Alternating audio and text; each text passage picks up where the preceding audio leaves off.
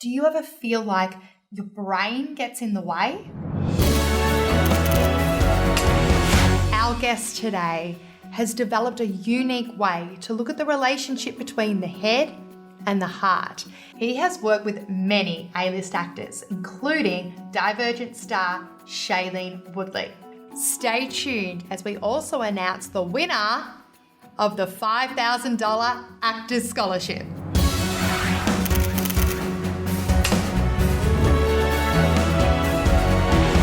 Happy Sunday, peeps. You're watching The Actors Process. I am your host and acting junkie, Claire Elizabeth D.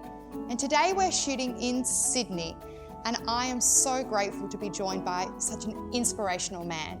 He's an actor, director, writer, and an extremely well-established acting coach, Anthony Meindl. Hey, Tony. Hi, how are you? So glad that we have you back in the land of Oz. Yes, it's great to be down under. I'm a little jet lagged, so who knows what I'm going to say, what's going to come out of my mouth. Well, hopefully you don't get too sleepy. Yeah, no, I'm good. I just had a tall white. Good. Yes, so I'm good to go. Yes. And I ready. can be bought. I think I need to comment on my shirt because it says buy me, but below it says buy me brunch, and I'm sure I'm getting cut off from here. So just so your viewers know.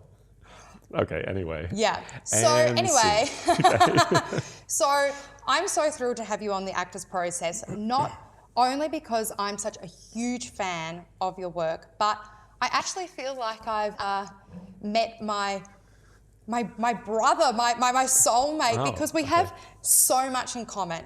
So firstly, we both started our performing career as cheerleaders. Yes. Yeah. Yes, we did. Yeah. And we always have interesting men stories. Yes. Yeah. And we're both so inspired by the scientific and spiritual laws of the universe. For sure. And I think what also I feel that we're connected is because we've been actors that have had a huge pull to be teachers, because we both seem really obsessed with this thing called process. So I'd just love you to share with our viewers your journey from actor to teacher. Oh gosh. I mean, I guess, the short version of it is, I feel like I'm still, the process for me is what's interesting even when I was an actor, like not necessarily getting to the end result of something, but always trying to figure it out and knowing that there were many different ways to get there. So that just seemed like a natural extension into teaching, because I didn't feel like I had been trained every method under the book. And I guess for me, what I began to explore is that there were many, maybe newer ways to think about acting that maybe traditional teachings sometimes maybe overlook. So I guess my transition, even though I still, I just finished my first feature and I'm in it, but I'm in it, but Of course you're in well, it. no, but it's funny because the last 10 minutes of the movie, I was like, okay, this is really hard, and I think I just want to make my character have a coma. So my character went into it's a comedy, it's a screwball comedy. He ends up going comatose, but then I realized it's really hard to act comatose. It's really hard to have something going on and kind of be, anyway. So I made it harder for myself than I thought I would, but I'm just really interested in figuring people out. That to me is what acting is, an exploration of what it means to be human. Whether you're teaching or performing or, even people that are in different capacities in the film industry, like editors and the people who are filming it, the DPs and sound, it's all about human beings coming together to try to create magic, which is what being alive is really about anyway. So. And we talked about earlier how, before we started shooting, Yes. was that actors live in this fantasy world. They have this idea of what an acting career should look like. Yeah. And I'd just love to hear your thoughts about this. Well, a lot of what I teach in the work is actually what I think works against actors, is they have the idea of how the character should come across, or the idea of what it's supposed to look like, and the ideas are what get in the way of you finding your own way in, right? So there's that, but then also I think in life, what I teach are really lifeisms that are then applied to acting. It's the same thing, I have my ideas about what my life should look like, and then there's life. You know what I mean? There's actually present yeah, moment. you have to deal with this. Yeah. It's great to have goals and dreams and objectives, and I'm not even talking about acting. I'm just talking about have a vision for yourself and working toward those things. But along the way, you have to be open to life's intelligence leading you the way it's supposed to be led, as opposed to trying to control only one way. So I'm a big advocate of how do you say yes to the moment, even if in the short term, saying yes to something may feel like you're compromising the idea of what you think it's supposed to look like. It's always going to be better. Like I'm sitting here, right? You know what I mean? It's just about saying yes. Like I'm sitting here with you and we're having like a really cool conversation. That's cool. Yeah. You know what I mean? It's just being open to it. And in the unknown, like we've got no idea what's going to happen. manifest moment to moment. Or even like if, the things that have come to me from being a teacher, like if I had said no to it and felt like I could only be an actor, I wouldn't be traveling all over the world and meeting really great people and figuring out. Yeah, you just wouldn't be on the actor's process. I wouldn't be here, exactly. That's true. And you have written an amazing book for creatives, At Left Brain, Turn Right. Yes. Do we have it? Audio visual. We do. We have it? Oh, okay. We're going to bring that up a bit later. Right. And and I actually have another book out now. Yeah. Yes. Alphabet Soup for Grown-Ups. Yeah. So going back to the left brain, turn right, because that's going to segue me into my question. Okay. So again, I don't want to throw you off. Okay. Being here. Okay. So what is the difference between the left brain and the right brain, and how does that relate to acting? Well, there's a lot of brain science out now, and I always have to qualify and say, like, obviously we need a left brain, right? So it's not that one is preferable over the other, but I do find when it comes to being creative, and every human being is creative, is the left brain stuff gets in the way of our being expressed, being in feeling, being intuitive, instinctual. So left brain stuff, if I could just break it down in our day-to-dayness, is the part of us that tells us we're not good enough, we're fat, we're too ugly, we're not attractive, it's never going to happen for us, I don't have an agent, I can't act, I'm too scared to act, right? And it's interesting that those parts of us, regardless of being an actor, just as a human being, those parts interfere with the part of us, the right hemisphere stuff, that wants to actually do the magic for us. So you're standing in line at Starbucks and you meet a beautiful woman and you want to say hi, where are you from? And then you don't, because you're hearing in your head, what is she going to think? She's going to think I'm a masher, or I'm a freak, or whatever. And so then you leave and then you walk out the door and you're like, oh my God, I just missed an opportunity. And then you further beat yourself up in the left brain. So being in the left brain is incompatible with being in the moment, because it's just mind chatter. So same thing with actors on stage, is how do you get fully present to the moment and be instinctual in feeling and expression of it, as opposed to telling yourself, the character can't do that, that's not appropriate, that's too much, what are they going to think, that's not right.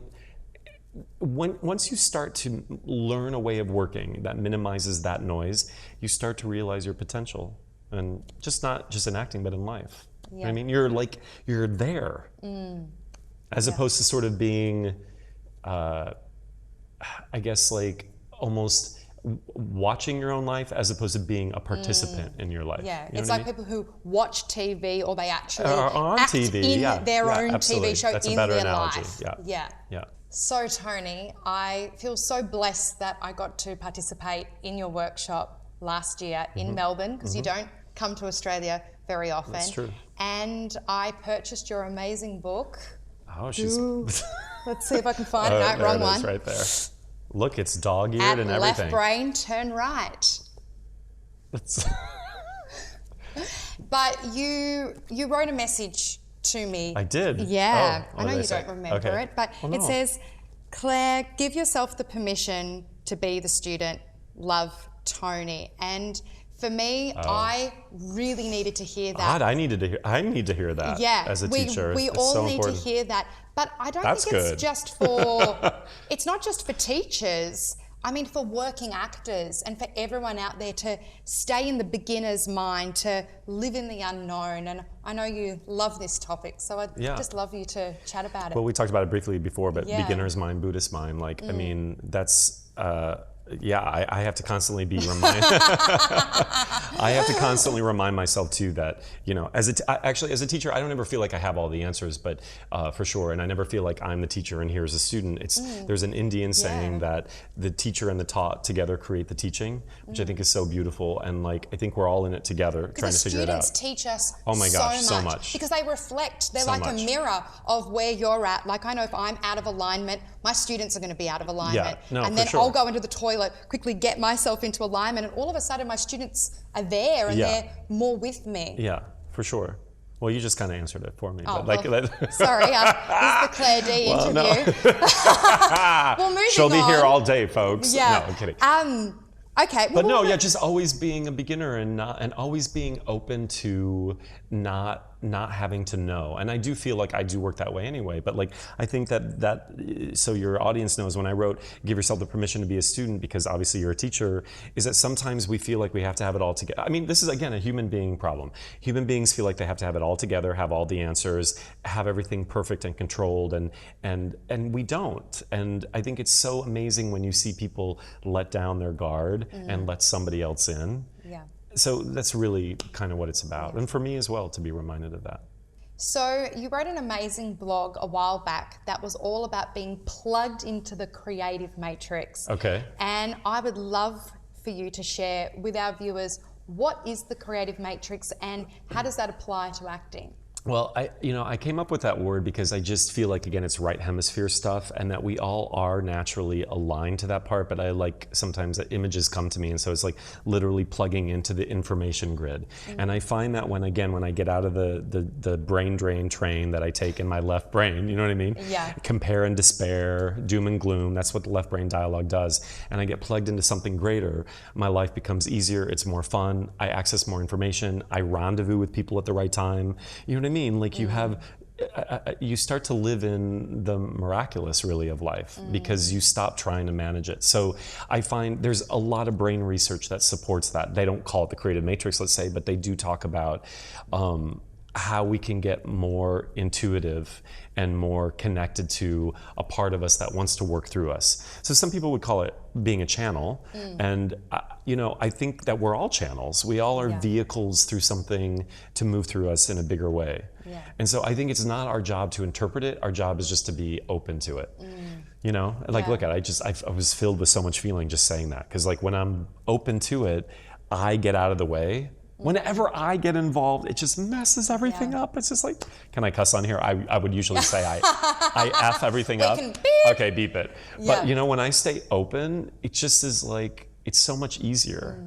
Yeah, I was telling you earlier that for me with the actor's process, it just came at a time when I was just in my car, just in the moment, singing to a bit of MJ, and my body just froze. And it just channeled through me. You downloaded information, I know that if I go out of whack, so if I go out of alignment, the project goes out of alignment. So I know it's just so important to just stay connected to the truth of who you are, not, just for your own life, but also for your projects and for your bigger mission to serve the world with your art. I was wondering, what project in your past have you felt the most connected to this creative matrix? We were talking on the break while we were getting into makeup. The break while we were getting into makeup. No. Don't we just naturally look like this? You do. I do not. But I wrote a screenplay for a movie like 8 years ago, and it's been such a crazy journey. And when I wrote it, it's based on something a true story that happened in communist East Germany in the 1970s. But when it came through me so quickly. So I really feel like, it's divinely orchestrated, or if that's too much of a word for somebody to get around. It's like, I really feel like I just was the vehicle for it. And it's kind of really finally coming together now, knock on wood. So I feel like a lot of my life is that way. Ever since I was a young kid, I was always sort of like searching for a deeper understanding of it all. So, which I think we all are, whether we're conscious of it or not. That's the amazing thing, is like, we're all on elevators, and we're all just at different floors. So even though it's easy to have judgments about people we call assholes or whatever, it's like they're just working through their stuff like you are at a different level. So nobody's better than anybody else. They're just, the information we're able to receive at that point, for some people, is more limited than others. But we all have it. We're all connected to it. So, Tony. Okay. Everyone on social media loves quotes. Okay, that's so true. It is true. Yes. Yeah, I've seen you post at least one or two. What is your favorite quote at the moment? Oh gosh, I can't make it like tweetable in 140 characters or less. It's Yeah. hard, but you know, something that came to me, I was trying to walk everywhere yesterday. I was like in Surrey Hills and then Potts Point, and then I was going to go to Bondi Junction, and I was trying to walk it. It was just impossible. But I was mantraing a quote that's a Hawaiian meditation, and it's called Ho'oponopono. So that's not the tweet, but it basically means the mantra is, I love you, I'm sorry, please forgive me, and thank you. And so I just find that to be so that's pretty much was my quote of the day, or I tried to be a quote every day, which is, you know, I love you is love for all sentient beings. I'm sorry for in our meetings out in the world with different people or situations that we plug into it incorrectly. Please forgive me has more to do with how we seek getting forgiveness from someone as opposed to forgiving ourselves. Yeah. And then thank you for the perfection of all moments, even if it isn't necessarily what our ego wants. So there's something really kind of, you're kind of in a let go when you repeat, I love you, I'm sorry, please forgive me, and thank you. I mean, that what else is there? Yeah. I mean, what else is there? There isn't anything else. Do you know what I mean? And today's viewer question comes from Michelle Gauchi from Melbourne. And she asks, Tony, you have had a close relationship coaching Shailene Woodley and many other star actors. What does a coaching session comprise of when working with these actors? That's a good question, Michelle. I mean, I find that the way I work with actors is the same, whether they're a beginner or, you know, somebody who has tons of experience. And my thing is acting is really just the art of telling your story, meaning who you are through the character, who you are through the role, who you are through the story that you've been asked to tell.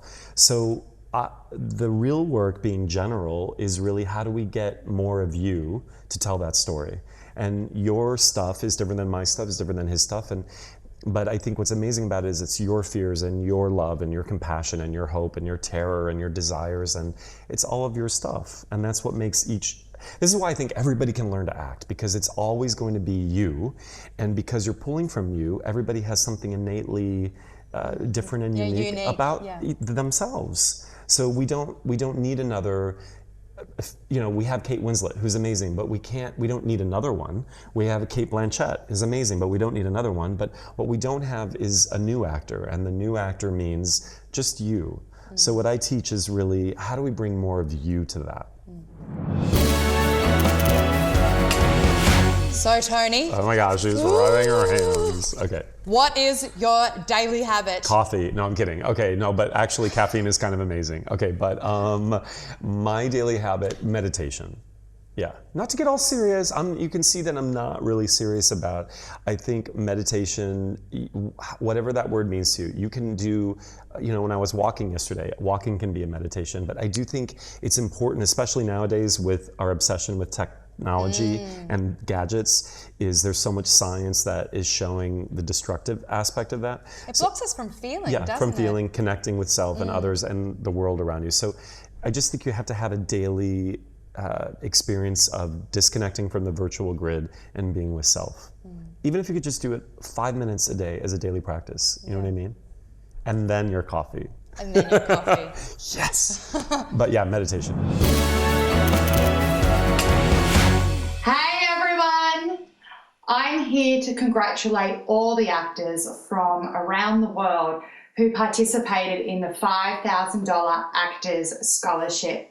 I am delighted today to get to announce the winner. And the winner is Gemma Bird Matheson. Congratulations, Gemma. Let's check out our clip. I have visions. I close my eyes and I see things. Once I closed my eyes and I saw a plane going down in a jungle. Inside, a boy and a girl were sucking on an orange. Their bodies were eaten by monkeys. Look, I don't actually work at the record store. I was just pretending to work there. I do that sometimes. I go into a place and pretend that I work there. I'm mentally ill. I used to be a lot worse. When I was 14, I weighed 80 pounds. I didn't eat. I was trying to make myself disappear. Getting rid of my flesh seemed easy, you know? But I couldn't figure out how to get rid of my bones. That's the hard part. You don't believe me, do you?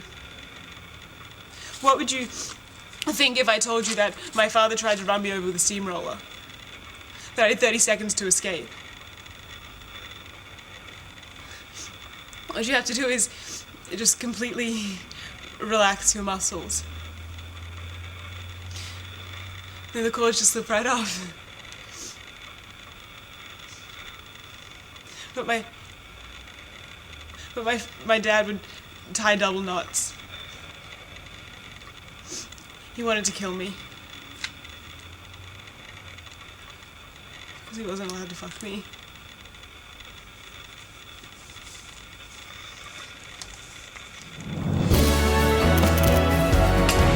So if creatives want to work with you, Tony. Yes. Where are all these studios of yours? Well, yeah, it's funny. I was telling somebody last night, like, I'm based in LA, but like, if you're in LA and then you go to New York for a job, you can do makeup setter classes in New York. So we have schools in New York, LA, London, Vancouver, and now Sydney. So you could come and visit me in LA. And then all of a sudden you have to come back down here to interview somebody. And then you're like, oh, I need to do my makeup class in Sydney.